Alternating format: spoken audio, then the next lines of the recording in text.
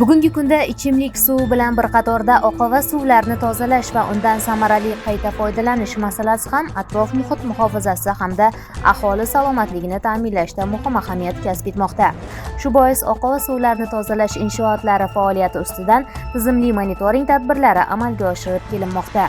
Ana shunday navbatdagi monitoring tadbirlari Samarqand viloyati hududiy qurilish va uy-joy kommunal xo'jaligi nazorati inspeksiyasi tomonidan Samarqand tumani Zaxlik mahallasida joylashgan Samarqand suv ta'minoti aksiyadorlik jamiyatiga qarashli Samarqand shahar oqova suvlarni tozalash inshootida o'tkazildi.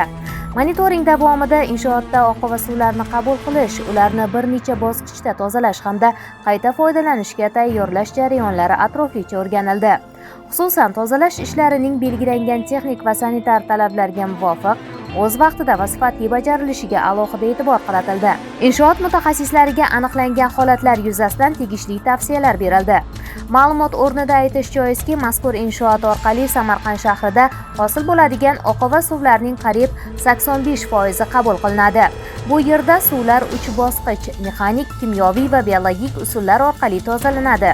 Qayta foydalanishga chiqarilishidan oldin esa tozalangan suv namunalari laboratoriya sharoitida sinovdan o'tkaziladi. Ta'kidlash kerakki, bunday monitoring tadbirlari oqova suvlarni xavfsiz holatga keltirish, atrof muhit ifloslanishining oldini olish va aholi uchun sog'lom ekotizimni ta'minlashga xizmat qiladi.